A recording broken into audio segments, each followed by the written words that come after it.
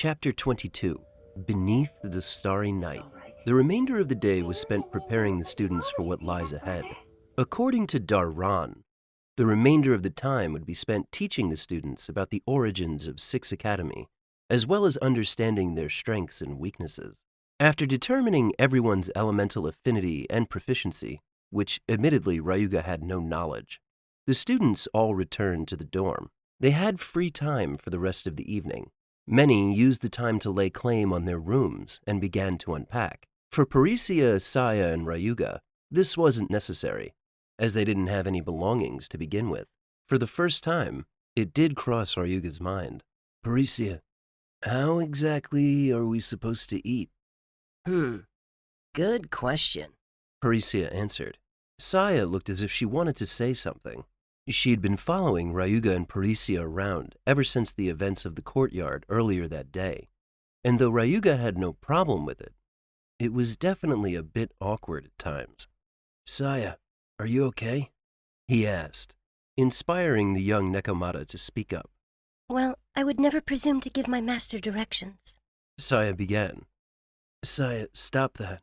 I know you and I are connected for ever, but I don't see you as my property. Honestly, the thought of that really makes me cringe. I'd rather you be my friend, Ryuga explained, to which Saya seemed to have no response. Instead, Ryuga watched as her face grew flush and she began to fidget. Saya? Ryuga felt as if she might squirm out of her seat at the lounge dining table. Yes, I'm here. I'm fine. It's just, I've always been a servant.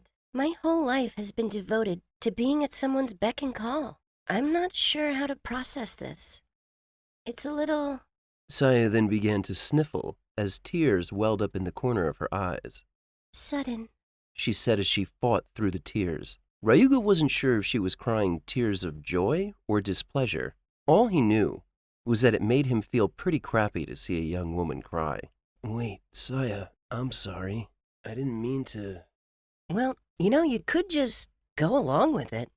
I'm sure Saya wouldn't mind. Parisia butted in. Almost instantly, Saya looked up, first at Parisia, then at Ryuga. She had a hopeful look in her eyes. Parisia, on the other hand, bounced her eyebrows as she cut a look at Ryuga. Okay. Saya, tell me what's on your mind, Ryuga said, practically forcing the words out of his mouth. Yes, master, Saya replied, forcing a wince from Ryuga, who tried in vain to hide his discomfort. For the first month, food and some amenities are provided. We only need to visit the dorm kitchen and take what we need. Cooking is up to us, though, Saya explained, as she wiped the tears from her cheeks with the back of her hands. I'll have to be really delicate with her, he thought to himself. It seems like she's been through a lot. Oh, well, that's great. Let's go check it out, Ryuga suggested. Soon the trio found their way into the kitchen, which had just about any utensil you could ask for. Luckily, the culinary tools were almost exactly like Earth, with a few exceptions. There was one problem, however. Yeah, I have no idea how to prepare any of this stuff, Ryuga said as he peeked into the cupboard. It was mostly filled with vegetables and non-perishable goods in glass containers. However, none of it resembled food on Earth. Perry, do you know how to? Nope, Perry said as she flicked her hair to the side. She was standing behind Saya, running the tips of her fingers through Saya's pink hair. Saya didn't seem to mind. Ryuga thought it was strange how the two Nekomata had already grown so close. Excuse me, master. I've been trained to make basic meals, Saya added as she walked over to the cabinet. Oh, thank God. Ryuga sighed in relief as he motioned for Saya to have at it. Soon, Saya and Ryuga were preparing various edibles. At Saya's direction, Ryuga chopped and diced various herbs while she handled the more delicate matters. To say that Saya was trained was an exaggeration. She was very good at cooking. Within minutes, Parisia and Ryuga had eaten their fill. Was it to your liking? Saya asked as she got up to clear the plates away. Of course. It was great. By far the best thing I've eaten since I've gotten into this world, Ryuga replied carelessly. Since you've gotten to this world? Saya seemed a bit puzzled, at which point Parisia kicked his ankle beneath the table. This world as in the world of the academy life. Ryuga laughed nervously. Luckily, Saya seemed to buy it. The three were so full of good food that they decided to spend some time chatting in the cafeteria before heading back to their dorms. Well, I'm sleepy. Good night. Parisia said as she walked down to her room, which was just a couple of doors down from Ryuga. See ya, Ryuga said as he turned to part ways with Saya as well. Which one's your room, Saya? Ryuga asked. I'll walk you to your door. Actually, because I'm not an official student, I was supposed to sleep in my master's room. Ryuga's face contorted with shock, prompting Saya to amend her statement. On the floor, of course. She added, Oh, wow. Well, Ryuga said, attempting to gather himself. Saya, you're with me now, so let's go sleep together, he said, instantly regretting his words. Saya's face began to take on a soft blush as she fidgeted nervously. Yes. She said compliantly. I didn't mean, I'm sorry. Ryuga laughed nervously. At that moment, Ryuga heard a door close down the hallway. He was pretty sure it was Parisia. She knew. She knew and said nothing. He thought to himself as a vein throbbed in his forehead. Ryuga held the door open for Saya, a gesture that she didn't seem to expect. Once in the room, the two surveyed their new sleeping quarters. Each room wasn't much larger than 3 by 9 meters. There was enough room for a comfortable-looking bed, a dresser, a bedside table, and 2 small stools. The bed was against the far wall, next to a large window. Aside from that, there was no source of light in the bedroom. Not even a lamp? Really? He whispered to himself. Oh, make yourself comfortable, Saya. Ryuga motioned for her to enter as she looked in from the doorway. Master, do you have any items you'd like me to unpack for you? Saya asked as she stepped around him. Oh no, just my clothes, honestly. Ryuga said as he walked to the far end of the room and took a seat on the bed. As he gazed out the window, he noticed the beauty of nature in this strange new world. The air was clear and crisp. Even though they were in the northern climates, the temperature before nightfall was just right. He had no doubt that it would get chilly later. That could pose a problem considering there was only one thin bedspread to share between the both of them. He glanced back at Saya, who seemed to be searching for something to speak about, so he obliged her. Saya, your hair is an unusual color. It's beautiful. I like it. Ryuga said. Thanks, Master. I've never had someone compliment me on being a half-breed before. Saya remarked. I hear that word often, but I'm still not sure what it means. Half-breed? Hybrid? Could you perhaps explain it to me? Ryuga asked as he motioned for Saya to make herself comfortable next to him on the bed. Well, Saya seemed to be searching for the words as she took a seat. it's a somewhat negative term used to describe a person who is descended from 2 or more Nekoma races. In my case, I'm part Nekomata and part Verge Elf. She explained. Verge Elf? I've never heard of that type of Nekoma before. Ah, well, you see the academy head, Modessa? She's a Verge Elf. Most Verge Elves are attractive, but even among her kind, she's especially beautiful. Saya's eyes wandered down as she played with her hair.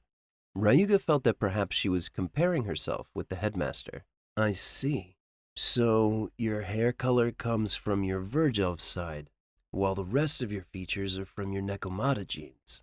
If anyone believes having 2 heritages is a bad thing, they are crazy, Ryuga said as he smiled gently at Saya. Saya couldn't help but smile. It was almost as if her cheeks were beginning to hurt. Thank you. She said softly. There are various reasons people think or feel that way, but despite that, it's actually more common than you'd think. Being mixed. Oh? I guess you could call me a half-breed too then, Ryuga said casually as he laid back on the bed. He couldn't help but think back to all the times he'd heard mention of the word. First Imelda, now Saya. He'd heard enough venom in people's voices to know when a word was meant to have negative connotations. Really? Saya stammered as she drew close to Ryuga, forgetting herself for a moment. Yeah, well, it's kind of complicated to explain, but I'm definitely what you'd consider a hybrid. Ryuga thought it best to heed Imelda's advice and avoid sharing his heritage, at least for now. So, Ryuga began as he changed the subject, why were you with someone like that? I mean, your contract wasn't permanent before this afternoon, right?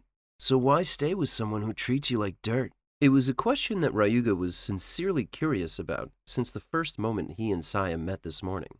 I was sold to the Greenleaf family at a young age, after my mother and father passed on. Saya said, her eyes growing glassy as she spoke. Oh, Saya, I'm sorry. I didn't mean to bring up any painful memories. No, it's okay. I want you to know. She continued. At some point, that just became my new normal. Servants don't have many rights after all.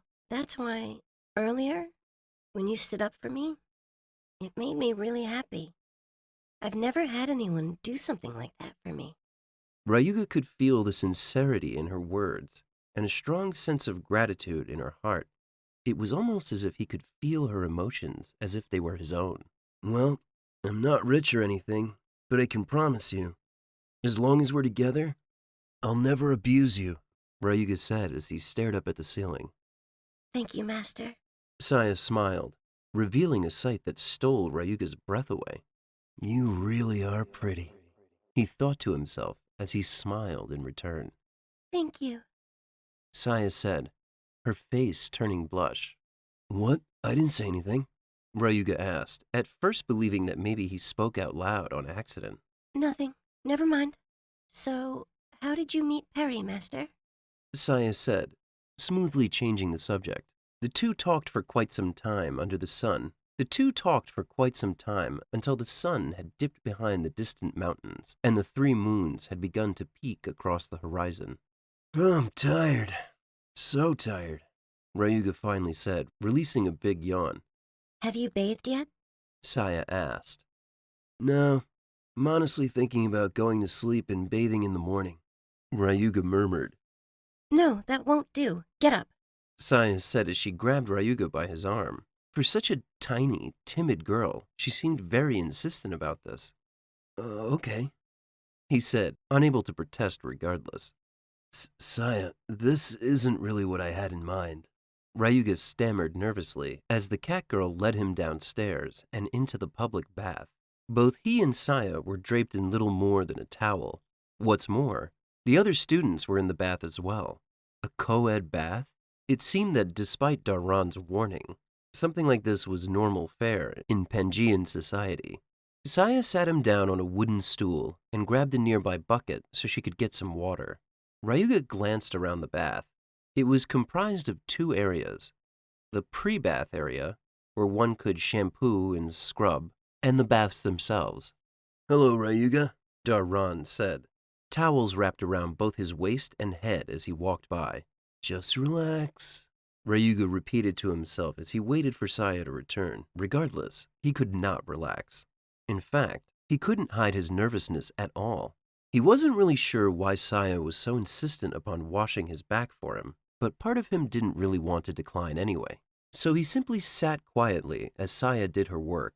She lathered his hair first and worked her fingers through his head, her fingertips gently massaging his scalp in the process. The sensation was like heaven. Pretty soon, he found that his eyes were shut and he drifted into the pleasant sensation of Saya's skillful hands.